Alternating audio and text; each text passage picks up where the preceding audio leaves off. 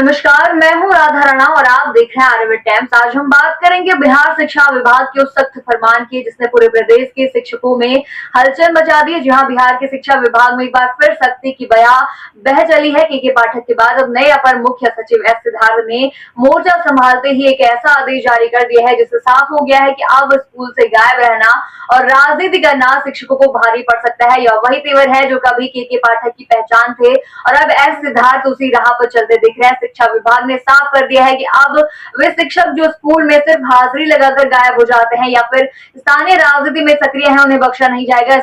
S Siddharth ने सभी जिला शिक्षक पदाधिकारियों को निर्देश दिया है कि ऐसे शिक्षकों की पहचान की जाए, उन्हें निलंबित किया जाए और उन पर विभागीय कार्रवाई की जाए। यह आदेश सिर्फ एक चेतावनी नहीं है बल्कि आने वाले दिनों में बिहार की शिक्षा व्यवस्था में अनुशासन लाने की एक बड़ी शुरुआत माना जा रहा है। शिक्षकों को तय करना होगा कि वे गुरु बनकर शिक्षा देंगे या फिर राजनीतिक कार्यकर्ता की भूमिका निभाएंगे। 28 अप्रैल को शिक्षा विभाग ने कुछ स्कूलों का गुप्त निरीक्षण करवाया। निरीक्षण में सामने आया कि कई शिक्षक स्कूल में हाजिरी लगाने के बाद नदारद हो जाते हैं, कहीं शादी में जा रहे हैं तो कहीं नेताओं की सभा में शामिल हो रहे हैं। शिक्षा विभाग को यह भी शिकायतें मिली थी कि कई शिक्षक स्थानीय पंचायत चुनाव, सरपंची और अन्य राजनीतिक गतिविधियों में खुलकर हिस्सा ले रहे हैं। इसी के आधार पर यह बड़ा फैसला लिया गया है। एस सिद्धार्थ का यह कदम यह दिखाता है कि शिक्षा विभाग अब केवल कागजों में काम नहीं करेगा बल्कि जमीन पर नतीजे भी चाहता है। शिक्षा विभाग का कहना है कि शिक्षक का काम है ज्ञान देना, मार्गदर्शन करना, समाज का भविष्य गढ़ना।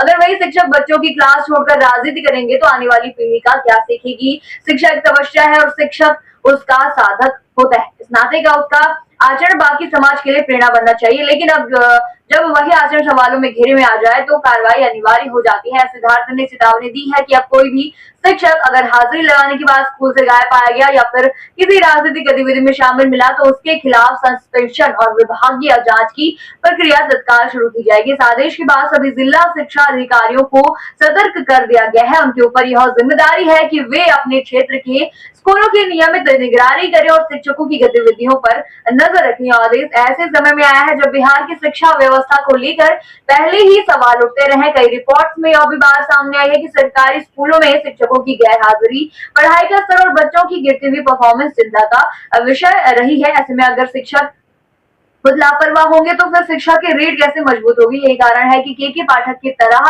अब एस सिद्धार्थ ने भी व्यवस्था में अनुशासन लाने की ठान ली है। आपको याद होगा कि के पाठक ने जब अपने कार्यकाल में शिक्षकों की उपस्थिति को लेकर मुहिम चलाई थी तब कई शिक्षकों के खिलाफ कार्रवाई भी हुई थी। उन्होंने विद्यालय निरीक्षण से लेकर समय पर स्कूल खुलवाने और बच्चों को मिड डे मील देने तक हर स्तर पर सुधार लाने की कोशिश की थी। अब एस सिद्धार्थ भी उसी दिशा में कड़े कदम उठा रहे हैं। उनका मानना है कि शिक्षक अगर अनुशासन में रहकर काम करे तो बिहार की शिक्षा प्रणाली पूरे देश में एक मिसाल बन सकती है। सवाल उठता है कि क्या शिक्षक राजनीति में हिस्सा नहीं ले सकते। संविधान की दृष्टि से हर नागरिक को राजनीति में भाग लेने का अधिकार है, लेकिन जब बात सरकारी सेवा की हो तो नियम बदल जाते हैं। शिक्षक एक सरकारी कर्मचारी होता है जिसे सेवा नियमों का पालन करना होता है। खासकर शिक्षा जैसे संवेदनशील क्षेत्र में नियुक्त व्यक्ति से उम्मीद की जाती है कि वह छात्रों के भविष्य को प्राथमिकता देगा, न कि चुनावी रणनीति को। बिहार सरकार का यह आदेश भी दर्शाता है कि अब कामचोर और राजनीतिक शिक्षकों के लिए कोई जगह नहीं है। अगर वे शिक्षक की भूमिका निभाना चाहते हैं तो उन्हें